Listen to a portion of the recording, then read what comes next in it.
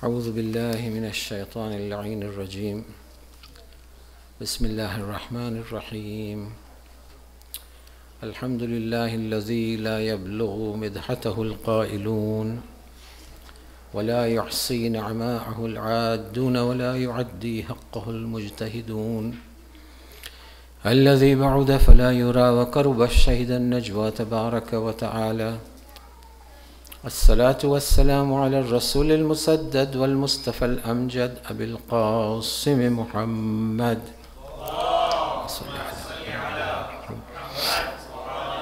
وبآله الطيبين الطاهرين المعصومين المظلومين واللعنة الدائمة على أعدائهم ومبغضيهم وغاصب حقوقهم من ليلنا هذا إلى يوم الدين. قال الله تعالى في كتابه الكريم إنما يريد الله ليذهب عنكم الرجس أهل البيت ويطهركم تطهيرا. اللهم صل على محمد. قال رسول الله صلى الله عليه وآله وسلم فاطمة بضعة مني فقد آذاها آذاني ومن آذاني آذى الله. صلوات على محمد وآل محمد.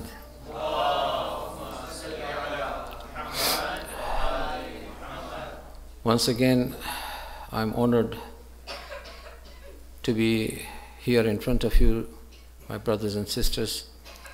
I begin in the name of Allah, the Beneficent and the Merciful, the one who takes us to our destination, who gives us the intellect and who gives us the existence. On that note, I say Assalamu alaikum jami'an wa rahmatullahi wa barakatuh.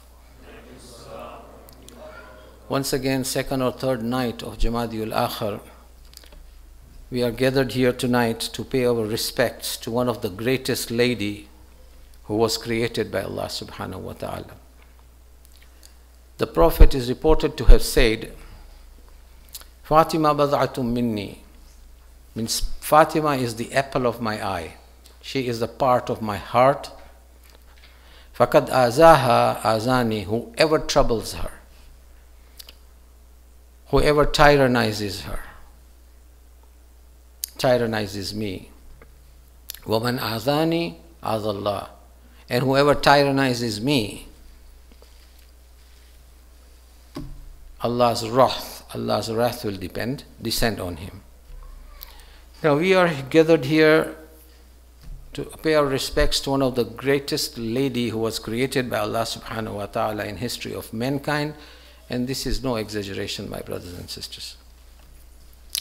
Without the daughter of the Prophet, the only daughter of the Prophet, Fatima salamullahi alayha, we cannot imagine how our Prophet would have accomplished his very difficult mission in Mecca and in Medina, 23 years.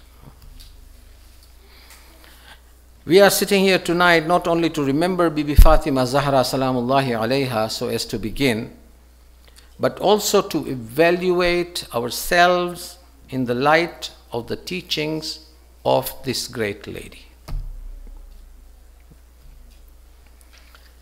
We are in the 21st century.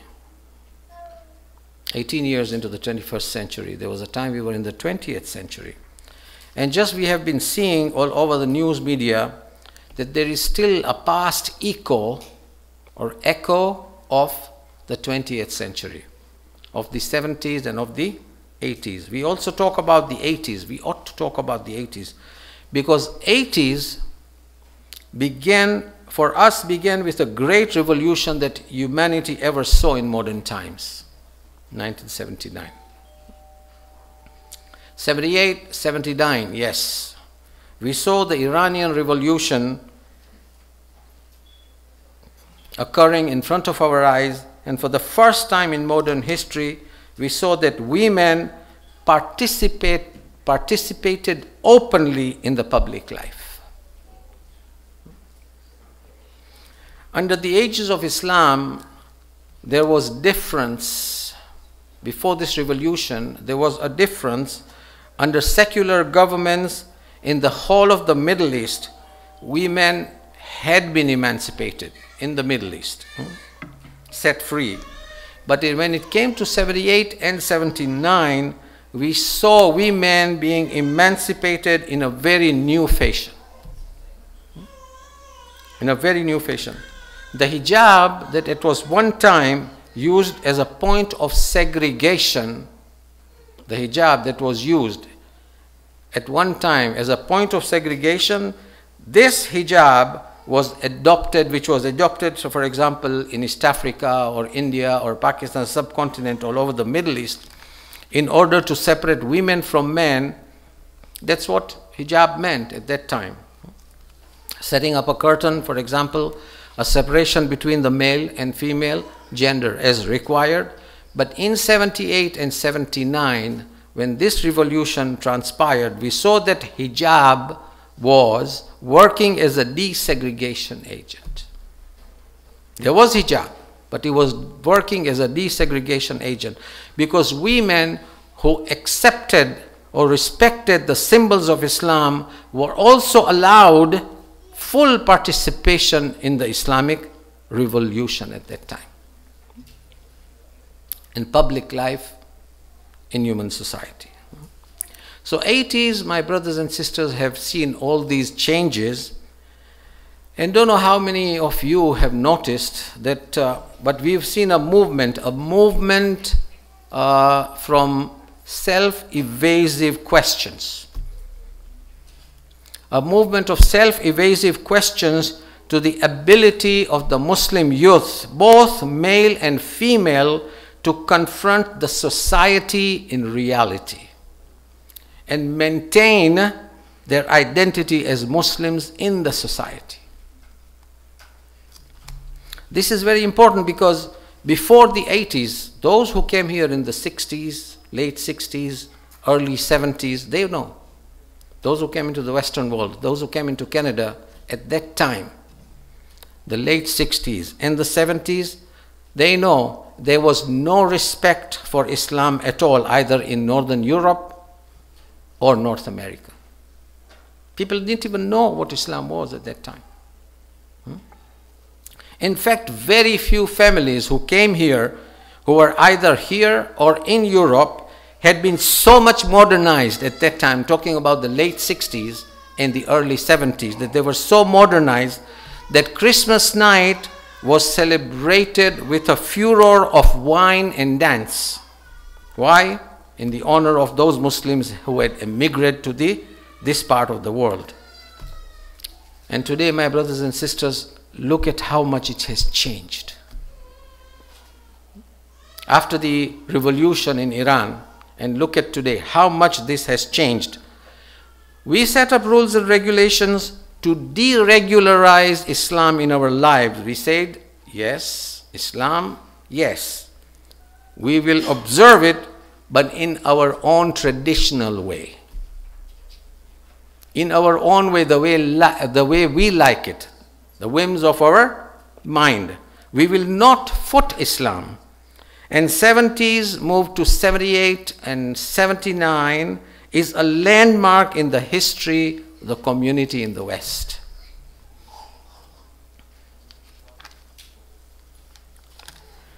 Then again, even at that time, thanks to the son of Fatima Zahra, salawatullahi wa salamu alayha. Even at that time, that thanks to the son of this great lady, if this mother would not have produced Hussein alayhi salam, then this community at that time would have been lost by now. The only thing, even in those days, the semblance and respect for the month of Muharram, Ashura and Muharram and Ashura was still there. It brought people together.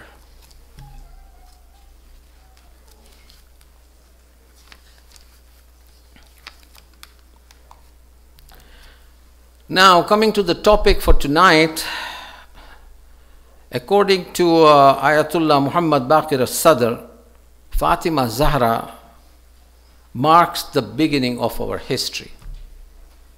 the subject tonight. Yes, if it had not been for this great lady, our history here in the Western world would have been totally different. And we will talk about this very briefly tonight. Two ideologies we are faced with, two ideologies. A system that is traditional and a system that is based on modernity. Till today, people living in Australia, for example, Europe, North America, they are faced with two ideologies. Traditional system that is based on modernity. One is traditional system, one is the system which is based on modernity. Now, traditional system of ours, the way we understand it, the way we inherited it, wherever we came from, it is not necessarily on the basis and teachings of the Quran. The traditional system that we have inherited from wherever we came from is not necessarily based on the teachings and the dictates of the Quran. When I say traditional, that means a society that cherishes some of the inherited traditions handed down from generation to generation to generation, mark my words, without much thinking. Without much thinking. On the other hand, modernity, our modernization, challenges the very basic foundation of the traditional society that we live in today, challenging the traditions that we live in today in this society. Yes, I tell myself, or we told ourselves, I am a Muslim. We told ourselves, I am a Muslim. And we still tell ourselves, I am a Muslim.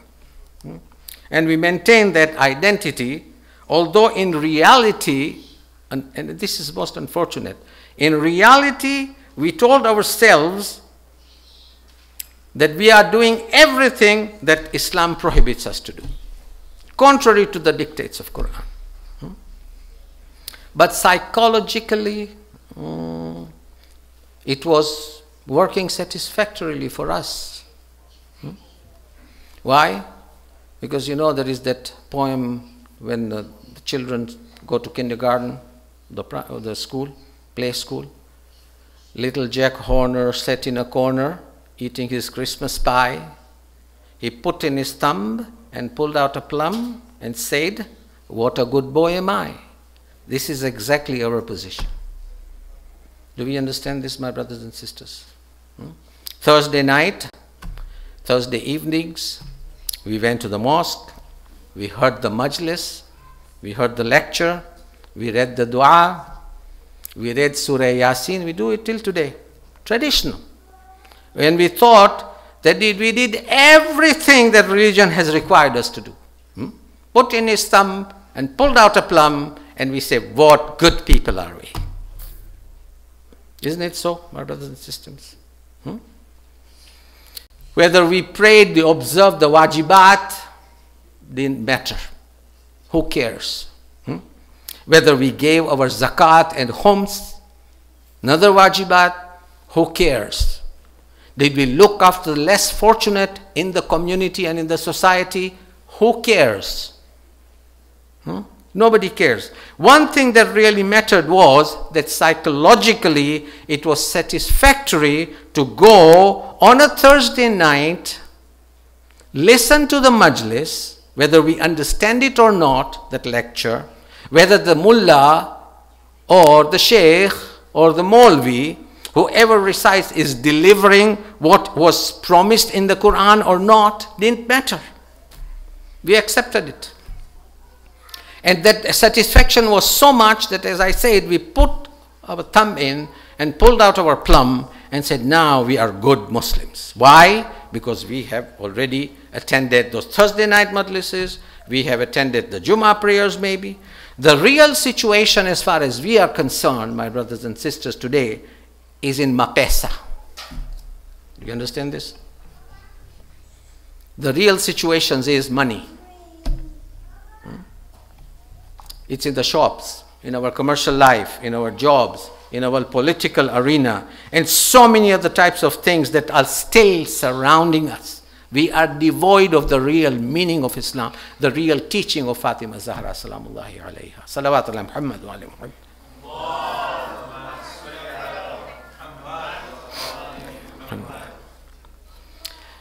And one of the difficulties, my brothers and sisters, I'm being very blunt.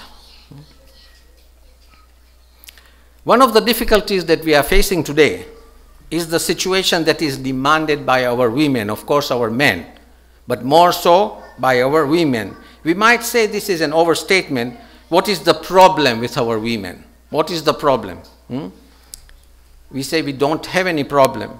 But when Fatima Zahra, we are talking about her today, in the light of her teaching. When Fatima Zahra is looking at our women, for example, when she is studying our women, she is getting mixed signals. She is getting mixed signals. She cannot say for sure that are these women who belong to this school of thought, who supposedly profess their love for me, they are really my followers or following something else. She's getting mixed signals. I'm putting a very, very serious question here. What Bibi Fatima or Fatima Zahra salamullahi alayha is asking us is this, that have you prepared yourselves and your daughters and your sons and your children according to the guidance and ideology that I have provided? Or are you preparing them according to the whims of your mind? It's a serious question. The guidance that she has provided, or are you preparing them according to the guidance that you think is appropriate for them? It's your own whims. And this is what we need to ponder about, my brothers and sisters, that have we thought about this? Once again, recite a salawat, please. Salawat ala Muhammad wa ala Muhammad. Presenting Fatima, presenting Fatima Zahra in the light of what she has imparted to us as a community is exemplary. Ayatollah Muhammad Baqir al-Sadr, in his very important book, look at this lady, how she has held up those human rights issues.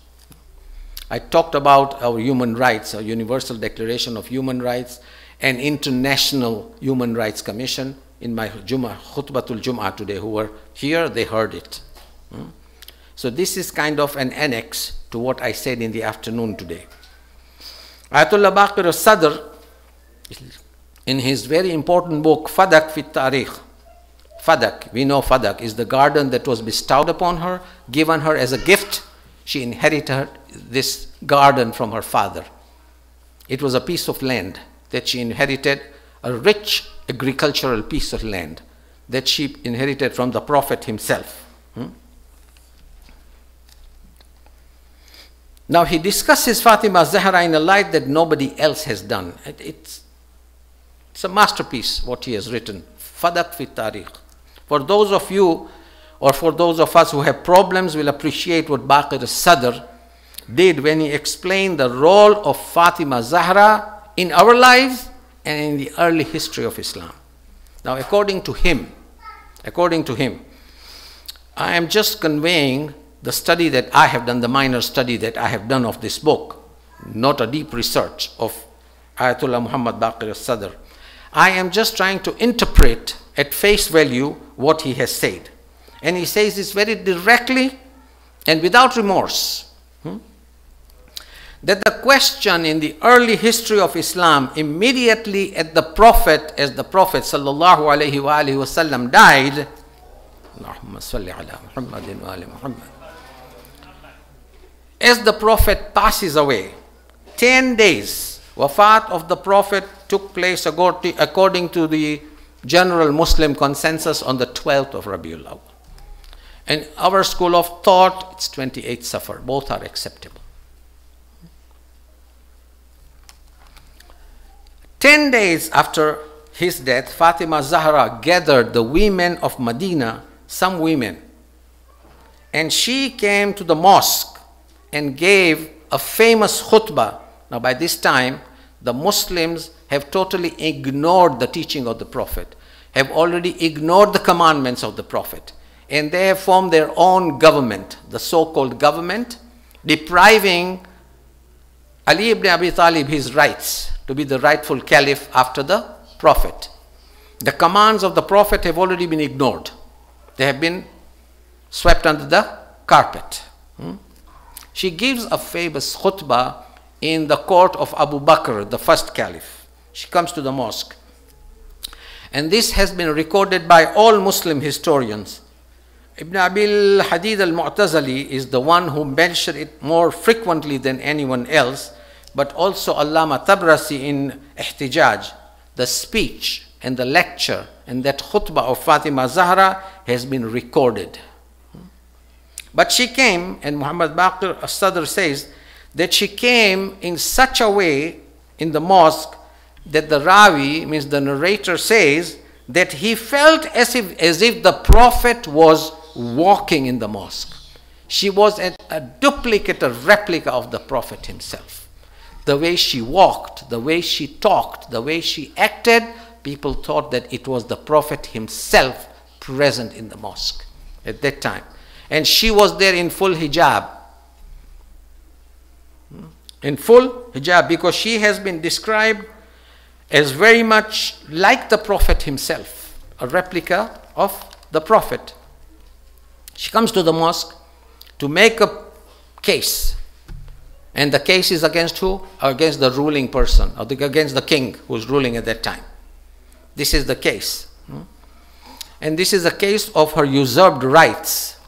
Her right was, as I said, piece of property 2 hours away. Today it's about 2 hours away from Medina in the north. And this was that garden that had palm trees in it. It was a fully agricultural land which was given to Fatima Zahra by her father as a gift. She had inherited it. On the contrary, Bibi Fatima, according to what Muhammad Baqir is trying to prove, is that no, Bibi Fatima is asking for her legal rights. What they have done is they snatched that property away. They nationalized it. They literally nationalized it, and they deprived her of that property. It was an inheritance, literally. She came to the mosque to ask, or rather demand, her right. And this was her right of self-determination. But the khutbah itself is her ihtijaj, that is her struggle. Her argument against the existing government at that time. And Abu Bakr is the caliph, he is the khalifa, the highest seat of authority after they've consolidated the power of that government at that time in Medina. Her argument was not only for the matter of fadak, by the way. Sometimes we miss the point. Her argument was not only for the matter of fadak. It was a small property, a land which was rich in agriculture. In fact, this khutbah that she has given out, Bibi Fatima is engaged in challenging the authority. The khutbah is divided into 3 parts according to my interpretation. This khutbah is to be divided into 3 parts, and I say this with all the proof and authenticity at my command, that it is difficult for an ordinary person, a talib ilm, a student, I'm not even a student, an Arabic student, a student of the Arabic language, even to understand and interpret this khutbah that Bibi Fatima in Medina gave out in the court of Abu Bakr. Each word is pregnant with so many meanings. It was as if the Prophet was talking. The Prophet himself was talking. It's difficult. It requires pages and pages to interpret one sentence of what Fatima said in that court. The way she has used the vocabulary, the eloquence of the Arabic language after her father passed away, addressing the Sahaba, addressing the companions of the Prophet. The congregation assembled there. The court was full when she came in. All the Sahabas were there who were with the Prophet. And they knew what was going on. They were not oblivious of what was going on. No, they knew what was going on. The congregation in Masjidul Nabawi, and she came in full hijab, in full parda. Khutbah in 3 parts. The first part, we have to know, the first part, Bibi Fatima is talking about the Prophet himself. She's talking about the Prophet. In the second part, she is talking about the Khilafah, about the rights of her husband that has been snatched away by these people, by the thugs who were ruling at that time. And the third part deals with the wrongs that were done against her and Amirul Mu'mineen Ali ibn Abi Talib alayhi salam. 3 parts. So in fact, if you see, she is handling 3 important and cardinal sources of our religious belief and our faith and affiliation. And in a speech that is basically regarded as a speech which she went to demand her right of inheritance for fadak, but that is more than fadak in there. The issue is not only fadak, there is more than fadak in there. And Muhammad Baqir al-Sadr correctly points out that Abu Bakr had intended to make Fatima Zahra as an example. You see the enmity? He had intended her to be an example for the Muslim women in future, but in a negative way. In a very negative way, not realizing, you see what they failed to realize, those people there who were sitting on the chair of the Prophet, that who was in front of them. They failed to realize. You see, the thing is, the reply when she asked for her property back, the reply he gave was that, "O Fatima, we have heard from your father," in Arabic language, I'm quoting and then I'll translate.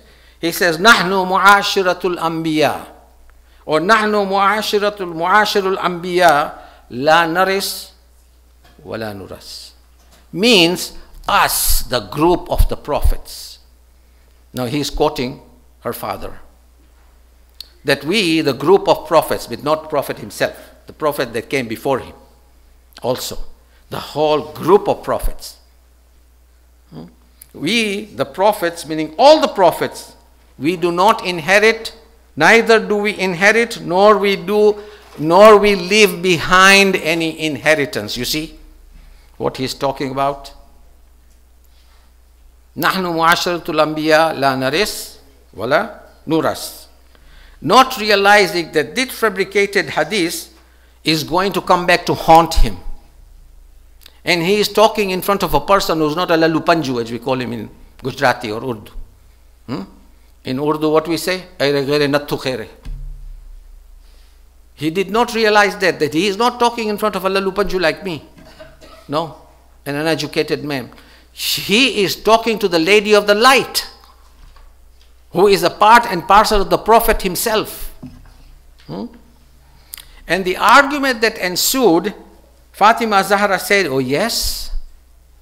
And she said, "You believe in the Quran?" He's asking them, and they said, "Yes, we believe in the Quran." And she said, "How about the Quran? Do you believe in them? Would you go against the Quran?"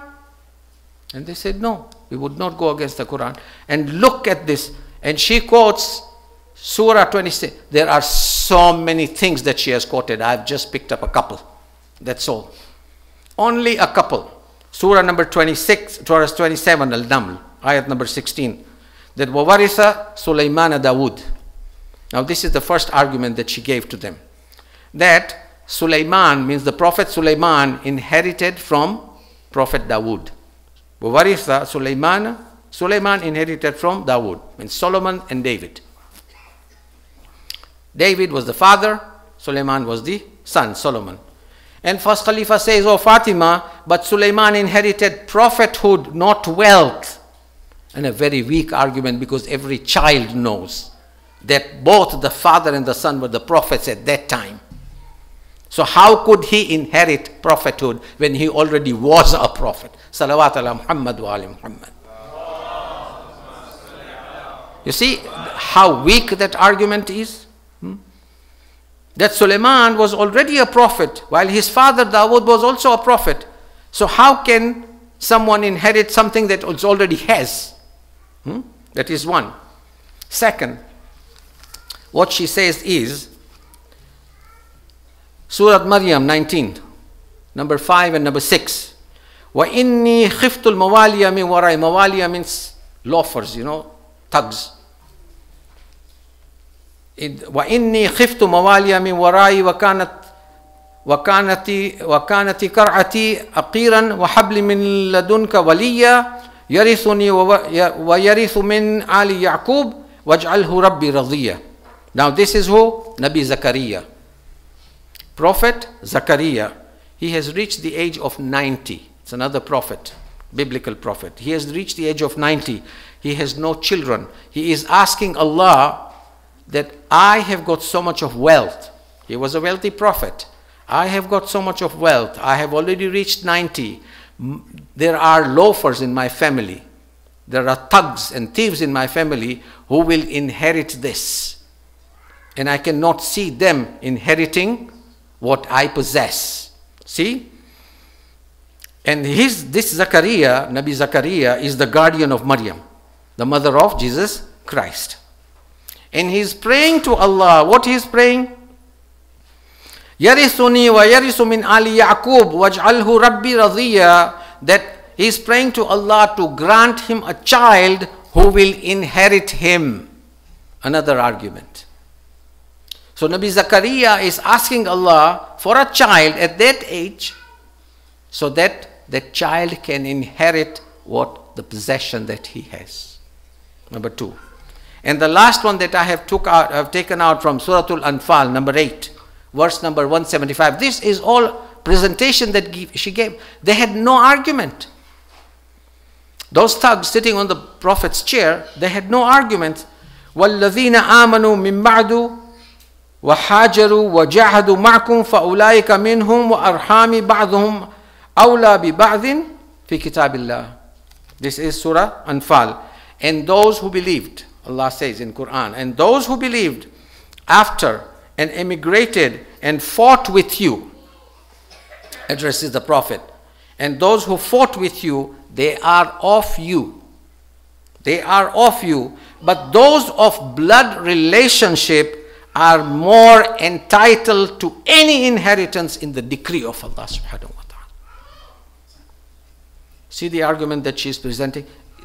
This makes a fool out of them, doesn't it? Whoever is sitting on that seat of the Prophet means they are ignorant even of simple sentences from the Quran. Totally ignorant. This is how those who took away Fadak from Fatima had no knowledge whatsoever of the Quran. They were totally ignorant people sitting on that chair and calling themselves Khalifatul Rasulullah. That's a very strange phenomena. Even today, in our secular society, if you see anyone who has studied the North American legal system, for example, if anyone has studied the North American legal system, there is a principle. And this is, as I say, not even funny. It applies directly to the case of Bibi Fatima and the ruling caliphs at that time. If you have done your bar exams, you will know that there is a slogan in the law exams that possession indicates ownership. Simple. Possession indicates ownership. If I possess something and you say that this is not mine, I do not have to produce that this is mine. You have to produce the evidence that this is not yours. You understand, my brothers and sisters, what I'm trying to tell you? Possession indicates the ownership. If I am in possession of an item or something that has been left behind me by my parents, for example, I am not the one who has to bring out witnesses. You are the one who should be proving that this is not yours. But in the case of Fatima Zahra, it's the other way around. You see how they've turned tables on Ahlul Bayt in their hatred towards them. Salawat ala Muhammad wa ali Muhammad. boils down to one thing. Boils down to only one thing. That the question for Abu Bakr was not for Fadak alone, for the ruling caliph. It was not for Abu Bakr, for Fadak alone.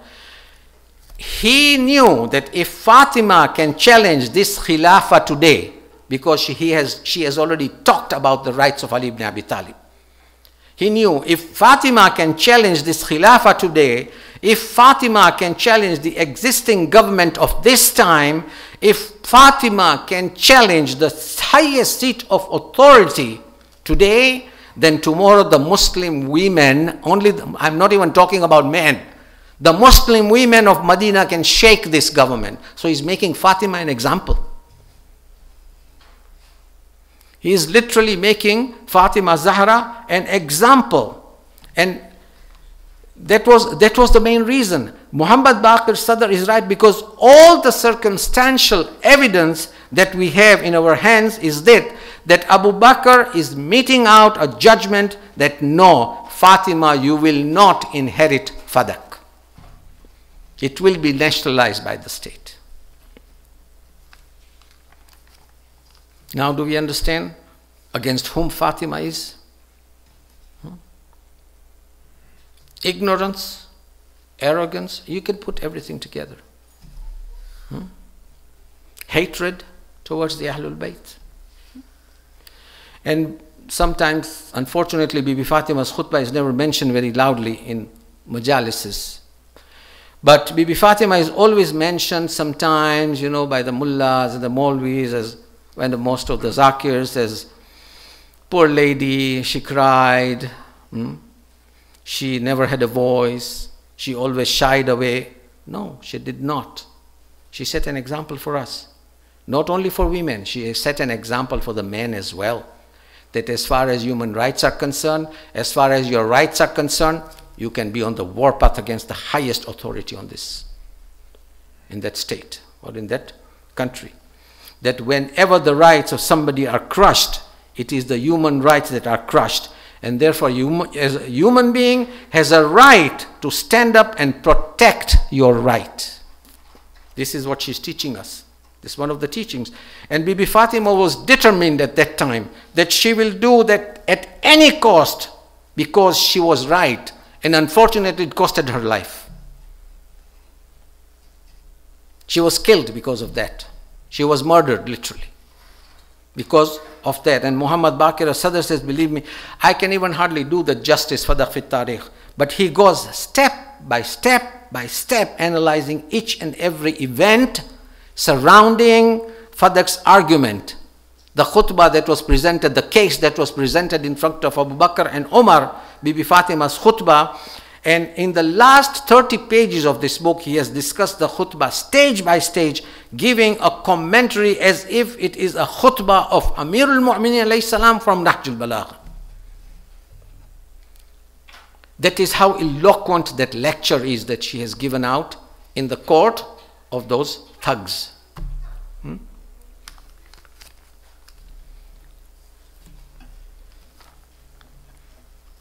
And to come to tonight,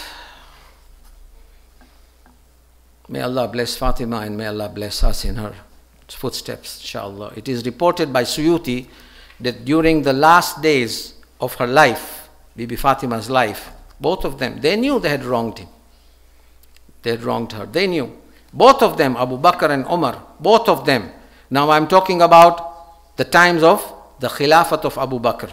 Umar had not taken over yet. Both of them came to see Fatima Zahra, and she refused to see them.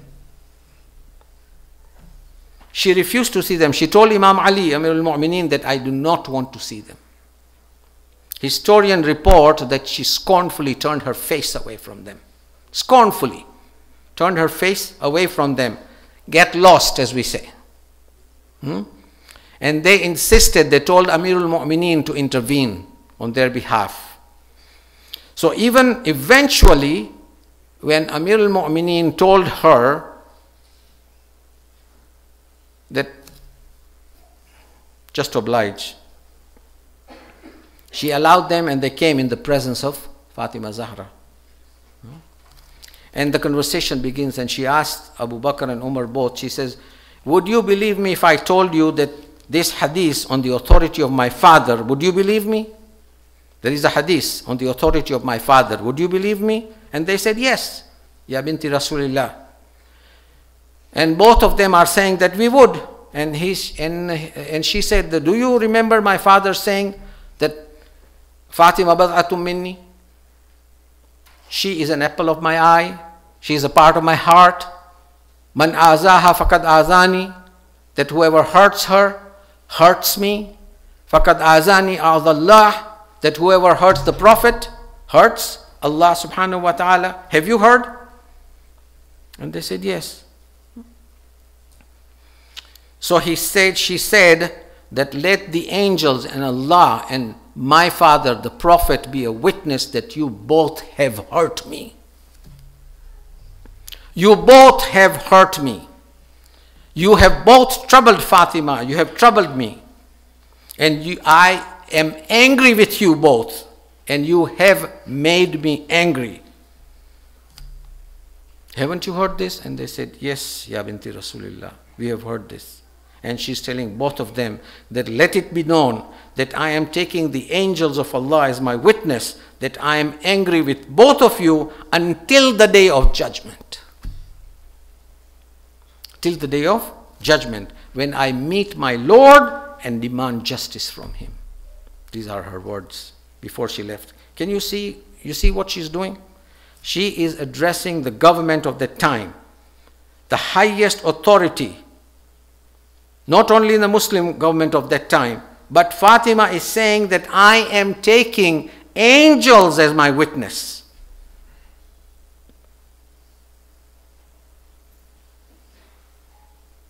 I am taking angels as my witness. Let them also bear witness that I am not with you, happy with you both at all. And I will complain about you on the day of judgment to my father and Allah subhanahu wa ta'ala. Now whatever the implication, this is reported by many Muslim historians. Many Muslim historians. Fatima Zahra was hurt. She was hurt. And she was in pain in her heart. And believe me, this Aayame Fatimiyya tonight and tomorrow, it is like Ashura nights. For us, it is as good as Ashura nights. Her passing away, her martyrdom is as good as Ashura nights. You know what? Ayatollah Najaf al-Mar'ashi. He writes in his memoir, Ayatollah Najafi al-Mar'ashi says that I once saw the 12th Imam, Imam Sahib al-Zaman, salawatullahi wa salamu alayhi.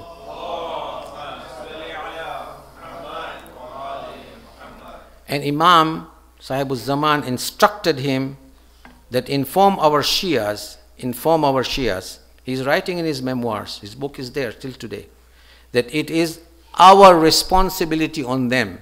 Means that our Imam al-Hujjah has made it incumbent upon us, responsibility on us, that when they call themselves my Shia, one condition is that they must learn and understand that khutbah that Fatima gave out in the court of Abu Bakr. That is number one. This is Ayatollah Najafi al-Mar'ashi he is writing. Number two, he says, my Shia should learn and understand the Ziyarati Ashur. Number two. And number three, says they should learn and understand that khutbah of Shikshikiyya. When they came to the door of Fatima, they burnt it down, they pushed the door, crushed her against the wall. This is what they did. When they crushed her against the wall, then they went inside and caught Imam Ali as prisoner and they dragged him on the streets of Medina to the court to pay allegiance to Abu Bakr. Do we know this? It did not end there. They dragged Imam Ali out of the house, and then when they asked him to pay allegiance to the ruling caliph, Imam Ali, the court was full, he has given out a khutbah, which is khutbah number 3 in Nahjul Balagha, which is known as khutbatul Shikshikiyya. And Shikshikiyya in Arabic is a bird that constantly speaks. breathlessly he spoke that khutbah, proving his rights over them. This is known as shikshikiya, because in Arabia there is a bird which is known as shikshikiya. And this shikshikiya, this bird, makes constant sounds. It's as if it's speaking continuously without breath. And Imam is instructing us that you must learn the khutbah of shikshikiya in Nahjul Balagha. Why? Sermon number 3, proving in that khutbah that he is the rightful successor to the Prophet, and you are all usurpers, thieves, and robbers who are sitting on the seat of the Prophet at that time. You have hijacked my rights. This is what Imam Ali told them. But unfortunately, 3rd of Jamadi-uth-thani, the night came, and Fidda relates. Bibi Fidda says, she saw Fatima lying on her bed with broken ribs, my brothers and sisters. Her ribs were totally broken. Bibi Fidda narrates, and Asma narrates, another lady in the house, that I saw Ali ibn Abi Talib give ghusl to Fatima Zahra, because the daughter of Rasulullah, in defending the religion of Islam, they came and they pushed the door so forcefully that those large nails that were on that door pierced her stomach when she was crushed against the wall. Can you imagine the situation, my brothers? It's only imagination that counts. Tasawwur shart, as we call. The doors, you know, the Arabian houses have got nails on the doors, on the inside and outside. When he burnt that door and he pushed it, the nails pierced the stomach, the body of Fatima Zahra. When the nail pierced the stomach, she cried, she let out a scream, and she says, Fidda, please help me, because my child has been aborted. My fetus is gone. My child has been aborted. The fetus is gone. And the narration, what do they say to her? Ali ibn Abi Talib, or those of you who have ever given ghusl, for example, to very close one. Sometimes it happens that a person gives ghusl to a mayyat, a very close blood relation. It is very difficult to give ghusl to your own blood relation. Very difficult. Here Imam Ali is giving ghusl to his own wife, the most beloved. She is the most beloved wife of Imam Ali ibn Abi Talib. Narration says, Asma binti Umays, Asma says, Wallah, I saw Imam Ali go into the corner of the ghusl room, and he was crying loudly, uncontrollably. Asma says, I came to him and I says, O son of Abu Talib, Yabna Abi Talib, why do you cry? You lifted the gates of Khaybar. Your courage and bravery is exemplary in Arabia. And he said to me, O Asma, as I was washing the body of my wife, Fatima Zahra, my hands felt and came across that part of the body of her broken ribs. I felt that all her ribs were broken. The narrator goes further that when Imam Ali was carrying the body after ghusl of Fatima Zahra, Imam Hassan ran and attached himself to the chest of Fatima Zahra and began to cry, talking to his mother, saying that, Mother, it is me, Hassan, talk to me, it is me, Hassan. And then the narrator reports that Imam Hussein came and he embraced and hugged his mother's chest and said, Ya Ammi, my oh mother, it is me, Hussein. And you know what happened at that time? Imam Ali narrates that there is a narration which says that angel Jibrail came down and says, Ali, remove the children from the chest of their mother. Why? Jibrail especially removed Hussein from his mother. He tells Ali, the angels in the heaven cannot bear to see Hussein on the chest of his mother. And I ask one question, O Jibreel, if you could not see Hussein on the chest of his mother, how did the angels see shimmer of the chest of Hussein? Ala wa la'natullahi ala al-qawmi al-zalimin. Mata Hussein.